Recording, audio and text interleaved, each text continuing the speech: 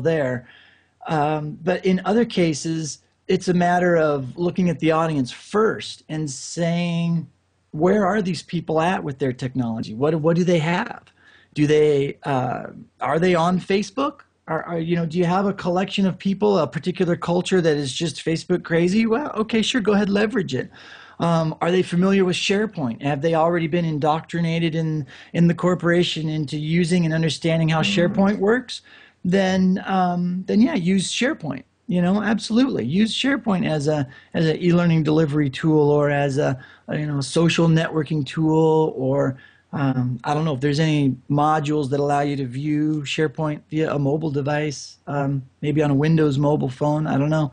Um, but I mean, yeah, absolutely. I think in general, I think it's helping the culture shift to being a little bit more accepting of the technology and teaching people how to be a little bit more digitally literate, I think is by far and away the largest hurdle, that needs to be overcome in order for us to move forward in any of these But it spaces. seems like at least with the youth, we're getting there. I mean, just about everybody is somewhat digitally literate. They're definitely phone literate.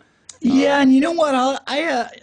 I just recently had an interesting experience. So I went and to Arizona State University, and I guest lectured there, talking to a management leadership group, a large undergraduate class. It was a 300 level course, and about 200 people in the class. And it was very, very eye opening to me. I asked, how many of you know what Twitter is? And of course, everybody raised their hand. And I said, how many of you, how many of you, I kind of knew where it would be weighted. So I said, how many of you don't use Twitter? And I would say it easily was 90% of the class raised their hands. That's quite a bit. And And yeah, I mean, so it was 20, amazing for that demographic. I mean, most people, the way I've been hearing people talk, it's like, oh yeah, the youth, yeah, they totally get this stuff, and they're on Twitter and they're on Facebook, and blah blah blah, and they're all over doing all this cool stuff, and they're not. They're not. They text, right. and they might have a Facebook page and they might be into that. But even when I said, how many of you do Facebook, most of them hate it because their parents are on it. And they don't see any value. That was the thing. So the thing that really blew their minds, which was really fun for me, was showing them LearnChat. The cool thing is the class just happens to be on Thursday nights, right when LearnChat's going on. But the parents So can still watch them on LearnChat. what's that? The parents can still watch them on LearnChat. Oh yeah, yeah, yeah. But they weren't. But the thing that they were interested in was just value. They couldn't see any value in utilizing Twitter for anything. They're still stuck back in that early phase of when you first got on Twitter. I'm sure this happened to you guys too. It happened to me, and I can't think of anybody that it didn't happen to, unless people are just getting on now. But you got on it and you don't have any followers, you're not following that many people, and so you're looking at it and you're like, what is it? What does it do? I don't, so do I tell people what I had on my bagel? And do I, what's there to learn? Or how do I use this? But then you go away from it for a while, and then all of a sudden you start hearing other people talk about it, or you see it on a blog somewhere, and a friend of yours says, hey, follow me, hey this, hey that. Pretty soon you start to get a few more people on it, and you start using it to communicate a little bit more often. Now you're back into it. Now you're starting to see some value in it. And so, when people see things like LearnChat happening, and they're like, oh my gosh, are you serious? Literally all over the world at a particular time, people are jumping in and having a informal yet very structured conversation around a particular topic every week. That blows their minds. They're like, you're kidding me. They had no idea that not only could it be done, or that anybody was even actually doing it. Well, yeah, there's definitely And a vibrant community on Twitter, which most people don't consider Twitter a place to be business oriented. There's a ton of good business stuff on Twitter. But like you said, once you get into it, you kind of figure it out. Yeah. The first tweet should always be, "I'm lonely. Followers wanted." Well, it's always fun too to help people get involved. Every time I meet somebody that's new to it and they don't really get it, it's always fun to send that tweet out with their handle in it and say, hey, here's a new person. Everybody follow them. Yeah. This is a person. This is a friend of mine. They're just getting into Twitter. Welcome them to the community. And go ahead. Does that make it, and perhaps it doesn't even need the label, but does that make eLearnChat a mobile learning application? I'd say only if you're out in the field doing it. Yeah, I would say only in the sense that if I'm not sitting at my desk, I can still participate. Mm-hmm. And I guess the reason why I ask that is because I've seen a couple of chats here, and I myself, I don't know if I could even answer this question, and perhaps you can, but where is the line? I mean, what do we call eLearning if we're going to start classifying things under that umbrella? What truly is the definition of eLearning? Yeah, and I'm still struggling with what's the definition of e-learning. So yeah.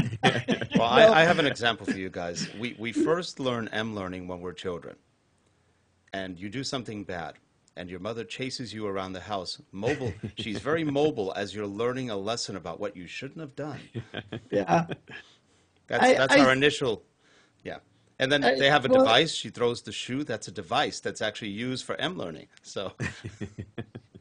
Yeah, I started toying with the idea of my own personal use case for mobile and talking about micro mobile versus macro mobile. So our desktops and, well, in my case, even my laptop, because I hate unplugging all the cables and taking it with me. But when I'm micro mobile, as in, in an office, moving around the office, in my home, moving from one side to the other, or needing to be in a different spot, I pick up my iPad or pick up a smaller device, and I'll just move to a different location. Maybe I just want to get more comfortable. They sit on the patio, whatnot. It's kind of micro mobile in my office, near my desktop, near all of my stuff that would normally be considered, less mobile.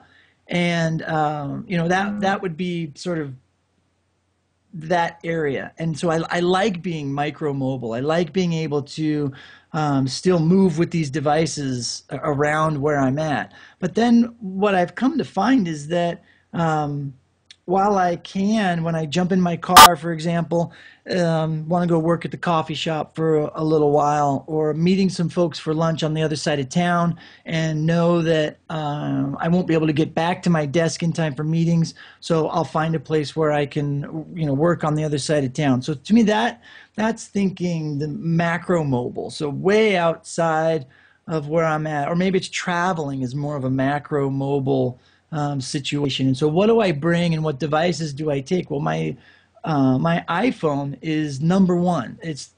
I check to make sure that's in my pocket somewhere. And if I can leave the house with just that, I'm fine. I can get by. Sometimes I'll take the iPad with, other times I won't. Sometimes I'll take the laptop with me, knowing that I'm going to be someplace where I can sit and be comfortable with the laptop. So other times I take all three. I throw everything in my bag, and I'm not exactly sure which is going to be the most appropriate. So I just throw everything in my bag, and I grab my bag, and I run out the door.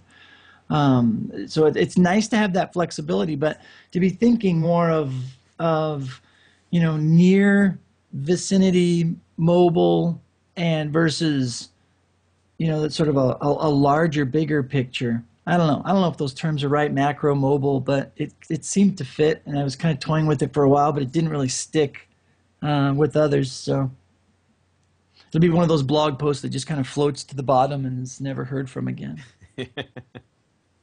Well, do you think with the the two main players being Apple and now the Android app market.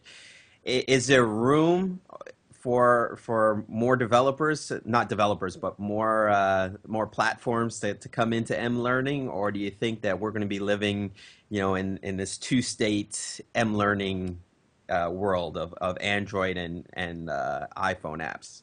Well, don't No, just from what I've seen, there's a whole bunch of stuff out there that I can't even I can't rattle them off the top of my head, but there are more platforms out there than I even knew existed. well, yeah, it's funny because Obviously Windows will always be a player, right? well, You know, they're still the but biggest player, way by far. If you look at how many laptops are out there, 99 probably percent of them are still, or 90% of them are still Windows. yeah, Lenovo came out with a brand new laptop tablet. It's a combo. When it's docked, it's a laptop running Windows. When you pull it out of its dock, it turns into an Android tablet. And yet both operating systems are running on the same machine, and you can talk to each other between them. That's pretty clever, and that's out right now. I saw that on a CES special one day. I thought that was pretty cool. And it's not just Windows or iPhone or let's say iOS or Android. It's again where the developers see the money. And there's still a lot of developers on Windows. Android's growing pretty largely. And Apple, there's a lot of developers, but they're all frustrated because Apple doesn't make it easy. So it's sort of an interesting. yeah, and there will always be those rogue operating systems out there that will pop up as well, that a certain niche market will enjoy playing with, and that's great. I mean, I think there's plenty of room for everybody. But just like we were saying earlier, I think it's that assessment. You have to look at your environment, and I think we can help. We can hopefully be at the table when corporations, governments, whatever, are making the decisions around it. But I still look towards open standards to sort of be the savior in that space. What can we, um, what? How can we develop and deliver content that can reach the maximum number of devices, operating systems, and users? And then try our best to figure out how to do that. And to a point, that was HTML or Flash. Apple not playing well in that arena, but that was definitely two ways. Through HTML and JavaScript, you could do training, and through Flash, you could do quite a bit of training. Right. Unfortunately, one of the major players isn't playing well in the sandbox right now, but hopefully that'll change when they realize they're losing a lot of sales to Android. But that's a different issue. Yeah, We've got about that's yeah. I mean, we've seen that battle going on for a long time now, right? And it's just it's part of business. It's part of watching all of this stuff grow. I mean, you have to consider too. I mean, besides the culture, I think we as human beings, in general, the culture and the mainstream communities that we develop our content for, they're desperately trying to chase the technology. The technology is racing so far ahead of where everybody is comfortable that it's great that we can have these conversations about the different technologies and should we choose one over another, and this, that, and the other. At the end of the day, people just want to turn on their device like they turn on their TV, and they want to see the content. They don't want to care if they're looking at Flash. They don't care That's true. if they're looking at Apple, if they're looking at Android. Yep. The Yeah. majority of people are like, I need something. I need some content. I need to be entertained. I need to communicate with somebody. They don't care whose pocket they're lining. They just want the easiest, simplest method to get from point A to point B. And that's it. That's a good point, because more often than not, we as developers forget that. Yeah. They don't care what we're developing in as long as it works. Yeah. Yeah. And that's, and I ran into this problem just recently with of all things, you'd think we would have mastered just the standard website creating of a social network website or something like that. But oh, good Lord, this thing was the most unusable piece of software, and it had been rolled